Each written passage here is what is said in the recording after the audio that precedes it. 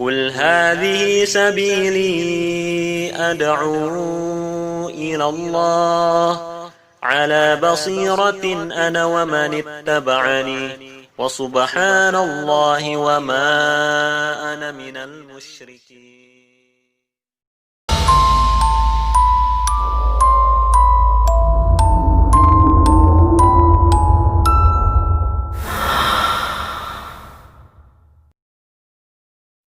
Dari tanda kiamat yang besar, yaitu turunnya Nabi Isa alaihi salatu wassalam. Turunnya Nabi Isa alaihi salatu wassalam.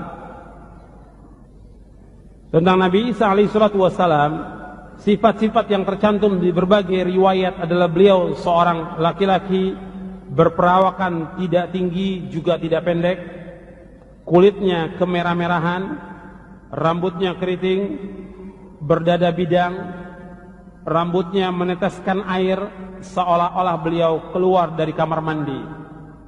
Beliau membiarkan rambutnya terurai memenuhi kedua pundaknya. Jadi setelah turunnya Dajjal yang membuat kerusakan di muka bumi ini, maka Allah mengutus Nabi Isa alaihi salatu wassalam turun ke muka bumi. Nabi Isa alaihi salatu wassalam akan turun di Menara Putih. Nabi Isa alaihi salatu wassalam akan turun di Menara Putih sebelah timur kota Damaskus di Syam. Nabi Isa menggunakan dua pakaian yang dicelup sambil meletakkan kedua tangannya pada sayap dua malaikat. Apabila beliau menundukkan kepala, maka seolah-olah meneteskan air. Apabila beliau mengangkat kepala, maka seolah-olah berjatuhan tetesan-tetesan itu bagai manik-manik mutiara. Dan tidak seorang kafir pun yang mencium bau nafasnya melainkan akan mati, padahal bau nafasnya sejauh mata memandang. Hadis ini sahih, diriwayatkan oleh Imam Muslim nomor 2937 dari sahabat Nawas bin Sam'an radhiyallahu anhu. Nabi Isa alaihi salatu wassalam akan turun di tengah golongan yang selamat, al-firqatun najiyah. Nabi Isa alaihi salatu wassalam akan turun bergabung dengan at-taifah al-mansurah, dengan golongan yang ditolong oleh Allah Subhanahu wa taala. Dan Nabi Isa alaihi salatu wassalam akan berperang bersama kaum muslimin untuk memerangi Yahudi. Jadi bergabung dengan Taifah Al-Mansurah, golongan yang selamat yang dipimpin oleh Imam Mahdi, untuk memerangi orang-orang Yahudi. Dan orang-orang Yahudi itu akan dibunuh oleh kaum muslimin. Meskipun dia bersembunyi di mana saja akan dibunuh oleh kaum muslimin. Hatta dia bersembunyi di balik batu, di balik pohon, atau apa saja, semuanya akan berkata, wahai orang mukmin, ini Yahudi di belakangku, kamu bunuh. Kecuali pohon Gorqat, pohonnya orang Yahudi, tidak akan memberitahu kepada orang mukmin.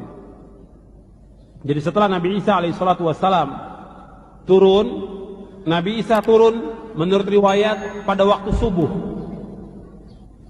dan salat di belakang Imam Mahdi. Ketika Nabi Isa alaihi salatu wassalam ditawarkan untuk salat, Nabi Isa tidak mau. Nabi SAW bersabda, demi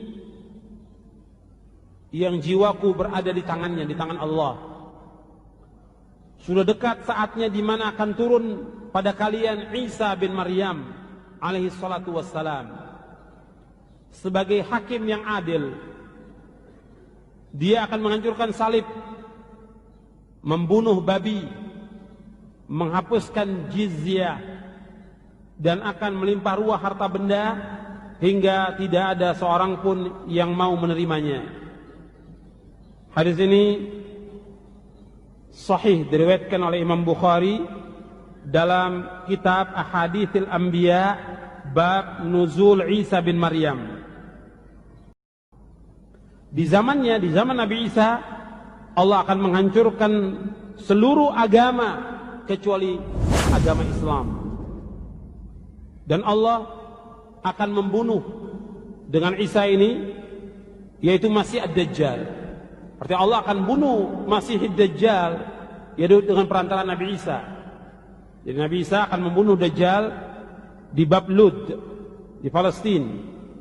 Kemudian setelah itu terciptalah keamanan di muka bumi, hingga singa dengan unta merumput bersama. Demikian juga macan dan sapi, serigala dan kambing, dan anak-anak kecil bermain-main dengan ular tanpa membahayakan mereka. Isa bin Maryam akan tinggal selama 40 tahun. Kemudian ia wafat dan kaum muslimin mensolatkan Nabi Isa alaihi salatu wassalam. Hadis ini sahih, diriwayatkan oleh Imam Abu Daud, Ahmad, Ibnu Hibban dari sahabat Abu Hurairah. Hadis ini terdapat dalam silsilah ahadits as-sahihah di juz yang kelima. Tentang hikmah turunnya Nabi Isa alaihi salatu wassalam, ini sangat besar hikmahnya. Karena turunnya Nabi Isa untuk membantah Yahudi yang mereka beranggapan bahwa mereka telah membunuh Nabi Isa. Padahal Nabi Isa akan membunuh pimpinan mereka, yaitu Dajjal. Orang Yahudi mengatakan bahwa Nabi Isa mereka bunuh.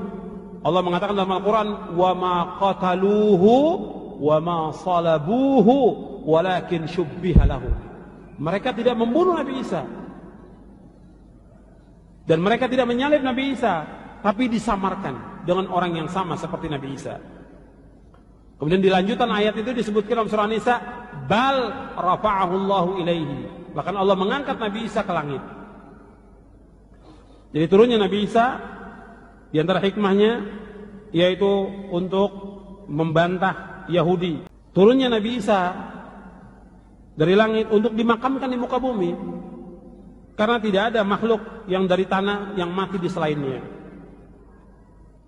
Kemudian turunnya Nabi Isa untuk membongkar kebohongan Nasrani, menghancurkan salib, membunuh babi, dan menghapuskan jizyah.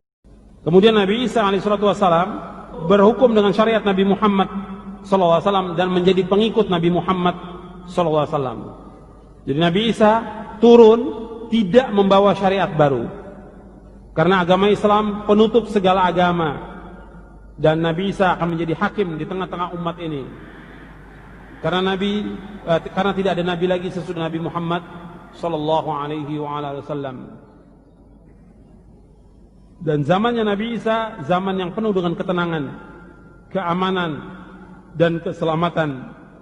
Allah mengirimkan hujan yang deras, menjadikan bumi mengeluarkan tumbuh-tumbuhan dan buah-buahan, harta melimpah, serta dihilangkan sifat-sifat iri, benci, dan dengki. Dan Isa tinggal di muka bumi selama 40 tahun.